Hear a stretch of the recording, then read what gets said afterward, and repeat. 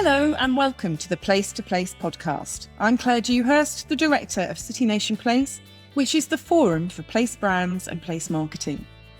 The idea behind this podcast series is to create a chain of conversations between place branding leaders to give you the opportunity to listen in to honest conversations about their challenges, the solutions they're finding, and the opportunities they're exploring to ensure that their place brand strategies deliver real economic benefits. We're really thrilled that you've chosen to tune in, and I hope you enjoy the discussions. For this episode of Place to Place, I am, of course, delighted to welcome back Brad Dean, Chief Executive of Discover Puerto Rico. Welcome back, Brad. And today it's your turn to be the interviewer, and you asked us to connect you with Luís Araújo, President of Visit Portugal. So it's my pleasure to also welcome Luís to the podcast. I understand that Brad's been an admirer of your strategy at Visit Portugal from afar, so I'm looking forward to this conversation about why it's so important to have built back tourism better after the pandemic. Over to you, Brad. I am so thankful to City Nation Place, particularly Katie, Claire, and the entire team for all they do to help us gather insights and ideas to continue to put the transformative power of travel at work worldwide. And I am personally so excited to be here today with someone that I have admired from afar, a leader in our industry that has accomplished and continues to accomplish so much. Luís Araújo, the president of Visit Portugal. Luís, I am so grateful you're here today and excited to learn from you and hear more about what you and the team at Visit Portugal are doing. So welcome. Thank you so much, Brad. And thank you so much for the invitation. I feel honored, but most important, I feel that I'm going to learn much more than anyone else with this conversation. So thank you for having me. Well, I don't know about that. You have a lot to offer. Luís, I'm curious to hear about your background and how you got into this industry. So many people that I know didn't start out their career thinking they would be in travel and tourism or hospitality. Tell us a little bit about how you got into this industry and why you're where you are today. Well, in fact, my background is law. I was trying to be a lawyer, but then I thought I had more ambitious things to do and less financially supportive. So I've decided to go to tourism. I started in tourism in 96. I used to work for Pestana, which is the biggest group in Portugal. I started as a legal advisor to the board. And every 2 years I said, I want to change. I need something else to do. I need something new. So I've been from working in the business of rent-a-cars to the hotel development to sustainability departments. I've been in South America. So lots of things, but always related with tourism. And I've been since 2016 working as the CEO of Visit Portugal and Turismo de Portugal. So always related with travel and tourism. And I think it has to do with a common thought, which is that tourism is a force for good. And we see tourism as a place or as an industry that brings jobs to people, but most important, growth to our countries and our communities. Yeah, I don't know there's an organization that understands tourism being a force for good more than City Nation Place. And this platform is so unique because it allows us to engage and learn from each other. And particularly when you think about our two tracks, I started out in manufacturing, you started out in law, we both ended up here. I actually think that's a great thing. I think it sends a powerful message to the younger generation that this may very well be an industry for you as well, especially if you want to be a part of an industry that is accomplishing so much good and has so much more potential. And what I always say to young people, this is the only activity or the best activity where you can build your own business, because you can be a tourist guide or build your own enterprise without needing much. You just need a good idea and develop it, and especially giving a good experience to our customers. So that's the purpose of tourism. So I think it's a wonderful way to start it and to put it, Brad. Definitely. Indeed. Words we can all aspire to and live by. So something that you and I share, there's certainly some uniqueness in both of our destinations, but we've been very fortunate to enjoy a robust recovery, both in Portugal and Puerto Rico. Tell us a little bit about what you and your team did during the pandemic and right after to set yourself up for such great success. Yes. Well, in fact, after those 2 very difficult years that we all want to forget, I think it's the way we have to spell it. 2022 was our best year ever. We grew 15% compared with our best year, 2019. So we reached 21 billion euros in revenues. We've managed to have almost the same number of guests we had in 2019, 27 million. And we're talking of a 10 million population in Portugal. And it was a wonderful result. I think what we've always said during COVID, it was the time to keep our engines working. When the starting signal was set, we would be the first ones to run. And we did that. We gave more than 2.8 billion euros of support to our enterprises. We gave training for more than 170,000 people in Portugal. We managed to keep a clear and transparent communication with our stakeholders and our main markets. So I think it was a very coordinated effort during these 2 years. We were preparing ourselves to welcome everyone. And we had the Clean and Safe seal, more than 23,000 establishments that engaged with the seal. Definitely, that was the secret. Keeping the engines working and saying to everyone and be very clear and very transparent. We suffered a lot with the conditions, with accessibility. It was a very crazy time. I always say that the same day we were put in a green list by the United Kingdom, which is our main market, and on the red list by Germany, which is our second main market. So it was completely chaotic. So the only way to survive was thinking that there was a goal and a purpose beyond those crazy days. And I think that was the main reason of success. We were clearly very coordinated, public, private sector. We had meetings every week with the private sector to understand their needs. We were launching new supports and especially financial support every month to address the needs of people. So I would say that was a secret. I'm sure for Puerto Rico was also a very good year in terms of revenues.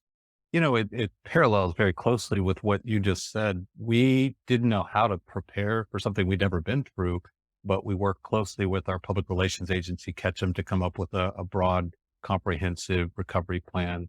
And what we told our team was, while we may not be able to promote tourism now, what we did is going to become even more important when we come out of this. I guess the old saying, you can't change the direction of the wind, but you can adjust your sails. Yeah. One of the things that worked for us, and I know that this is central to a lot of what you do and Visit Portugal, is we really leaned into our culture. Puerto Rico is a very rich, vibrant culture that comes from our heritage of African, Spanish, and Taino Native American origins. So we leaned heavy into that. In fact, the campaign is Live Boricua, which is an invitation to come to Puerto Rico and really understand and experience the culture more.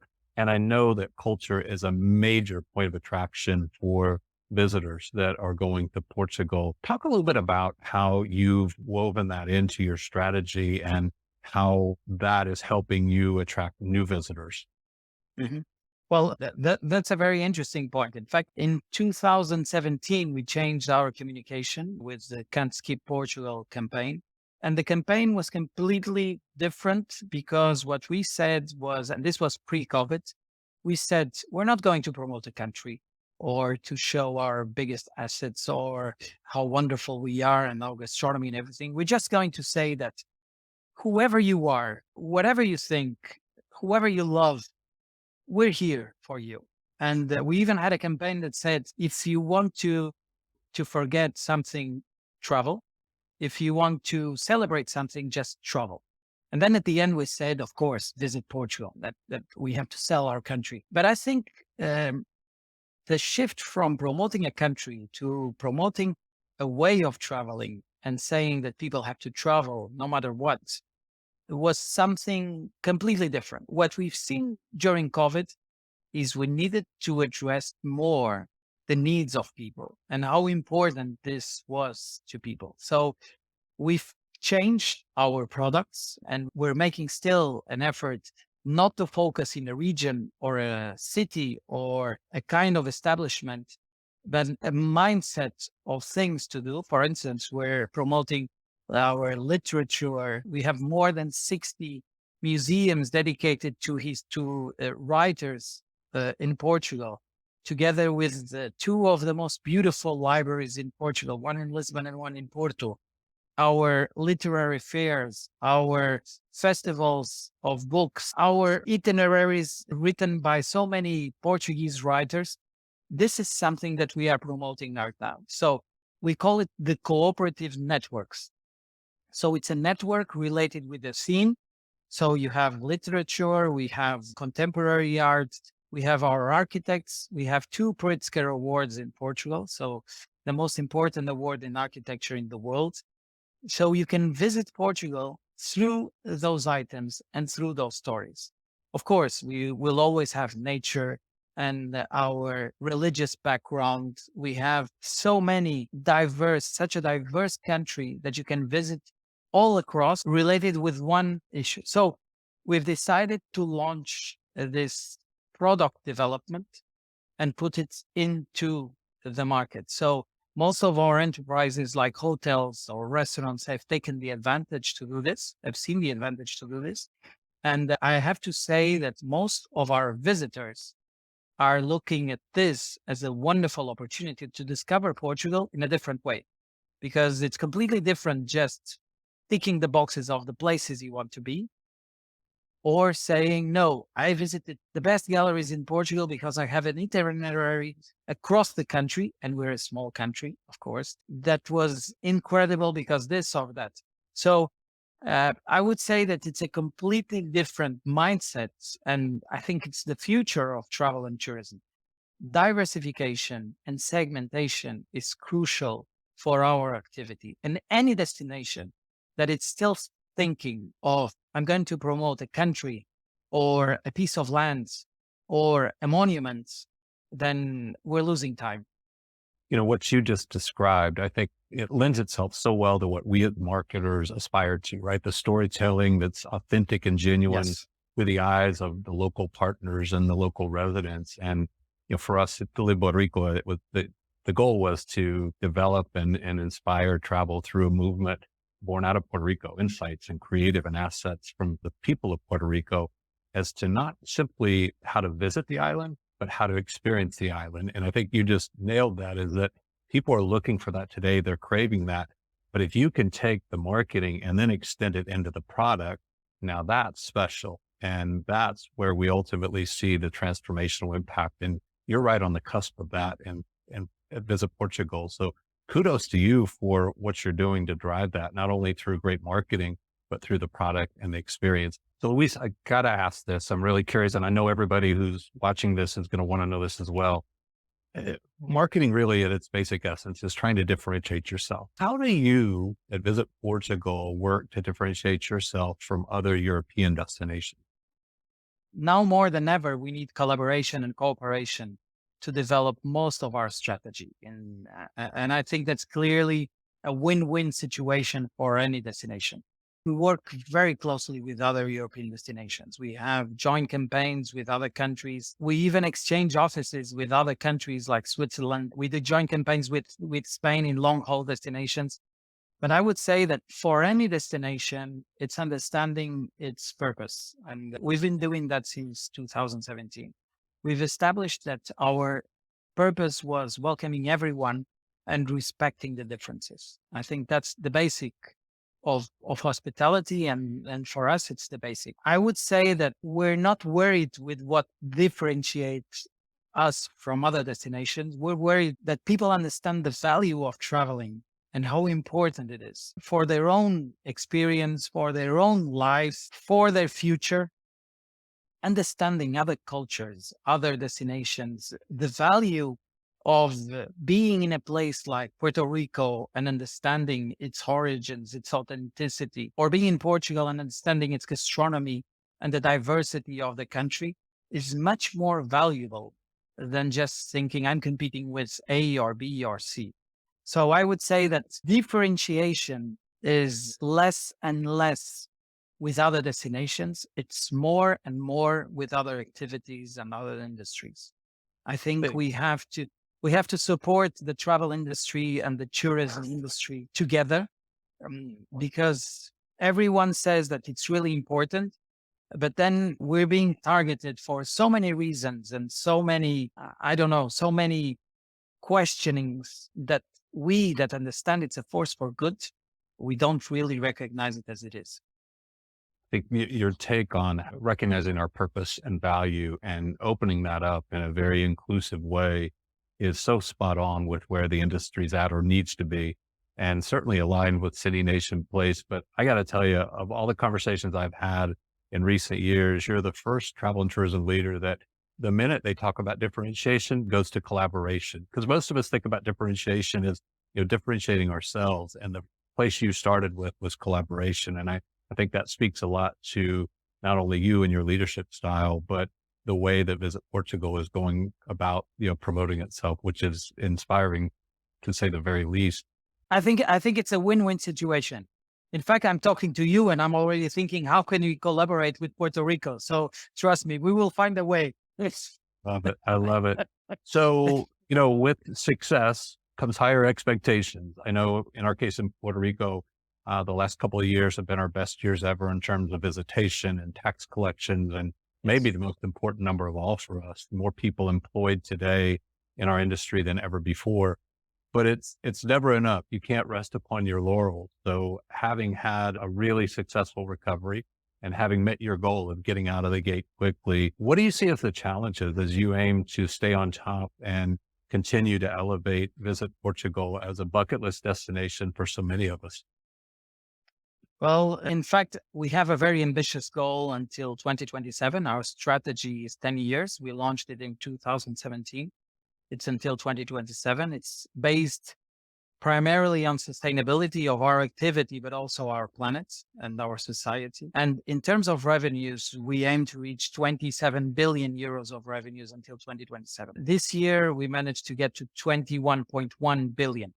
So we're pretty close, and I'm sure we will get there. So I'm pretty confident that the value proposition of Portugal is a very good one and a very positive one. We became much, much stronger than we were before COVID. But I think we really need to think what it is staying on top and what it is development. And a few years ago, I've heard a very striking speech from Uruguay President Mujica that said, development cannot go against human happiness. And I think more and more, especially us, especially the travel industry, we deal with people and their happiness. And we're made for that. We're tailored to give people their own happiness. So I would say the biggest challenge that we have for the future is changing the paradigm of development. And of course, revenues are extremely important, and we will fight for it, and we will try to improve that as much as we can, but we have to think on how to travel better. And this is the time for us together to change the value chain of tourism from the supply until the demand. We have to tell people that they need to travel better. They need to experience better, enjoy other countries' culture, get immersed in what people want and what people are thinking in other countries. Understand their values and what they think about the future and what they think even about other cultures. And if we do that, and I think we're small destinations, but if we do that, we will give an example to the world on how to travel. And I think that's the biggest challenge for the future for any of us, is giving an example and explaining to the world that this is an industry of peace. And now more than ever, we need to be more together to understand the values of other cultures, of other countries, of other destinations, to promote that peace. It's a powerful notion, the way you coined that, to travel better, which is, I think, aligned not only with where the industry needs to be, but where the consumer wants us to be. And, in Puerto Rico, for us, sustainability is like a four-legged stool. There's certainly the environmental component, but every bit as important as protecting the history and the culture and the health and welfare of the people in and around the industry and the communities. And then, of course, you can't have those discussions without talking about economic sustainability. So you make a good point. If we're all aligned with the goal of not just travel for fun, but travel with a purpose and travel better. That's a very eye-opening, opportunistic, but also very challenging discussion, Yes. and one that's certainly going to keep us busy. So, Luis, last question, parting thought to inspire those who are looking ahead and wondering how to navigate what lies ahead. I think I've talked too much, that's for sure. But nowadays, it's so important to make other people happy. And this is the industry that can do that. Anywhere in the world, even if you're not qualified or if you don't have enough education, you can make someone happy. And you can do that anywhere in the world. And it's the only industry I know, I think, that you can do this wherever you are and whoever you are, because there is always someone ready to listen to you and understand that this connection is stronger than anything else. So I would say that it's a very tough job and a very tough mission working in tourism, definitely. It's a marathon, we always say. It's a career for life, but I would say it's one of the most enriching and fulfilling and happy professions in the world, definitely. That is so inspiring. And I think as you were responding, I recall one of my first trips to Europe and seeing these massive cathedrals and, thinking about the cathedral builders. I mean, these are people that set out to do a huge task that couldn't be done alone. And they knew they probably wouldn't see it to the end. And one of the things that inspires me in our industry today, and I see it in many of my colleagues and peers and my teammates at Discover Puerto Rico, and I know you see this at Visit Portugal, is people who are cathedral builders today in our industry who recognize that we have a tremendous opportunity to impact not only lives, but livelihoods and communities, and shape and nurture the future through progress. And as you point out, if we can aspire to travel better, what a great privilege and opportunity. Luís Araújo, it has been a real privilege for me, and I'm sure for everyone watching, to get a little insight as to not only who you are and what you've accomplished, but how you're doing that. So appreciative and admire so much what you've been able to do at Visit Portugal and what lies ahead. And of course, we both, I know, are appreciative of City Nation Place and what they do to continually enlighten and inspire us and provide this place-to-place. Thanks so much, Luís. Thank you, Brad, for suggesting this connection, as I've really enjoyed that conversation, as I'm sure have our listeners. It's good to hear Luís talk about the importance of place-to-place collaboration and of promoting the value of tourism to the world, all topics close to our heart at City Nation Place, as you so rightly recognised. Thank you. And thank you for listening in to this conversation. I hope you also found it inspiring. Please do recommend this podcast to your colleagues. And I look forward to welcoming you back, our listeners, and to welcoming back Luís for our next episode. It will be really interesting to see in what direction the next conversation takes us.